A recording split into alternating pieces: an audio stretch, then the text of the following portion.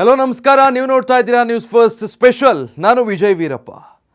ತಿಂಗಳಿಗೆ 1,500 ಸಂಬಳಕ್ಕೆ ದುಡಿತಾ ಇದ್ದ ವ್ಯಕ್ತಿ, ಅಂದರೆ ವರ್ಷಕ್ಕೆ 18,000 ಆದಾಯ ಹೊಂದಿದ್ದ ವ್ಯಕ್ತಿಯೊಬ್ಬ ಈಗ ವಾರ್ಷಿಕ 36ರಿಂದ 37 ಕೋಟಿ ವಹಿವಾಟು ನಡೆಸುವ ಕೋಟ್ಯಾಧಿಪತಿಯಾಗಿದ್ದಾರೆ. ಆ ಮೂಲಕ ಹಠ, ಛಲ ಮತ್ತು ಪರಿಶ್ರಮದಿಂದ ಎಲ್ಲ ಸಾಧ್ಯ ಅನ್ನೋದನ್ನು ಮುಂಬೈ ಮೂಲದ ಈ ಅಶ್ವೀಕ್ ಚುನಾವಾಲಾ ಪ್ರೂವ್ ಮಾಡಿದ್ದಾರೆ. ಮುಂಬೈ ಮೂಲದ ಅಶ್ವೀಕ್ ಚುನಾವಾಲಾ ಎಂಬ ವ್ಯಕ್ತಿ 2004ರಲ್ಲಿ ಸಣ್ಣ ಅಂಗಡಿಯೊಂದರಲ್ಲಿ ತಿಂಗಳಿಗೆ 1,500 ರೂಪಾಯಿ ಸಂಬಳಕ್ಕೆ ಕೆಲಸಕ್ಕೆ ಸೇರಿಕೊಂಡಿರ್ತಾರೆ.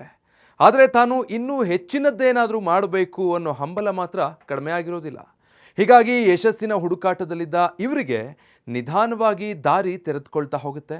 ಈ ಕೆಲಸದಿಂದ ಮತ್ತೊಂದು, ಅಲ್ಲಿಂದ ಇನ್ನೊಂದು, ಹೀಗೆ ಕೆಲ ವರ್ಷಗಳ ಅವಧಿಯಲ್ಲಿ ಸಾಕಷ್ಟು ಕೆಲಸಗಳನ್ನು ಬದಲಾಯಿಸಿ ಕೊನೆಗೆ ಸ್ಕಿನ್ ಕೇರ್ ಪ್ರಾಡಕ್ಟ್ ಒಂದರ ಶಾಪ್ನಲ್ಲಿ 35,000 ಸಂಬಳ ಗಿಟ್ಟಿಸುವಲ್ಲಿ ಯಶಸ್ವಿಯಾಗ್ತಾರೆ.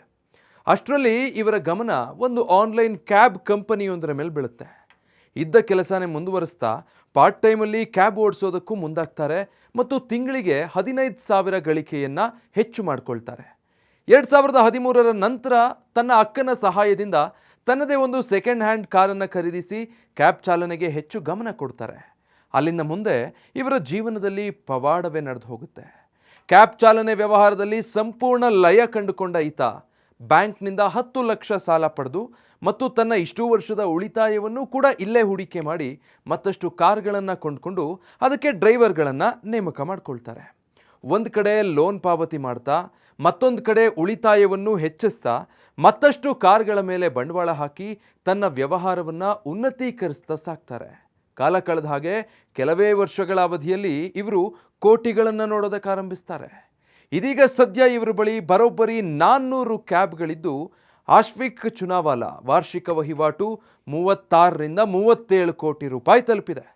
ಒಂದು ವರ್ಷಕ್ಕೆ 35,000 ದುಡಿಯೋದಕ್ಕೆ ಹೆಣಗಾಡ್ತಾ ಇದ್ದ ವ್ಯಕ್ತಿ ಈಗ ಕೋಟಿಗಳ ಒಡೆಯ ಆಗಿದ್ದಾರೆ. ಇದಕ್ಕೆ ಈತ ತೋರಿದ ಧೈರ್ಯ, ಸಾಹಸ ಮತ್ತು ಪರಿಶ್ರಮನೇ ಕಾರಣ ಆಗಿದ್ದು ಇದೀಗ ಸದ್ಯದಲ್ಲೇ ಮತ್ತೂ 100 ಕ್ಯಾಬ್ಗಳನ್ನು ಕೊಂಡುಕೊಳ್ಳೋ ಮೂಲಕ 500 ಕ್ಯಾಬ್ಗಳನ್ನು ನಿರ್ವಹಿಸೋ ಗುರಿ ಹೊಂದಿದ್ದಾರೆ. ಅಷ್ಟೇ ಅಲ್ಲದೆ ಈ ಮೂಲಕ ನೂರಾರು ಕುಟುಂಬಗಳಿಗೆ ಕೆಲಸ ಕೊಟ್ಟಿರೋ ಖುಷಿ ಕೂಡ ಅಶ್ವೀಕ್ ಚುನಾವಾಲಾ ಅವರಲ್ಲಿದೆ. ಧೈರ್ಯಂ ಸರ್ವಸ್ತ್ರ ಸಾಧನಂ ಎಂಬಂತೆ ಮನಸ್ಸಿದ್ದರೆ ಮಾರ್ಗ ಅನ್ನೋದಕ್ಕೆ ಈ ವ್ಯಕ್ತಿ ಸೂಕ್ತ ಉದಾಹರಣೆಯಾಗಿದ್ದಾರೆ. ಈ ರೀತಿಯ ಮತ್ತಷ್ಟು ಮಾಹಿತಿಗಾಗಿ ನ್ಯೂಸ್ ಫಸ್ಟ್ ಡಿಜಿಟಲ್ ಪ್ಲಾಟ್ಫಾರ್ಮ್ನ ತಪ್ಪದೆ ಸಬ್ಸ್ಕ್ರೈಬ್ ಆಗಿ.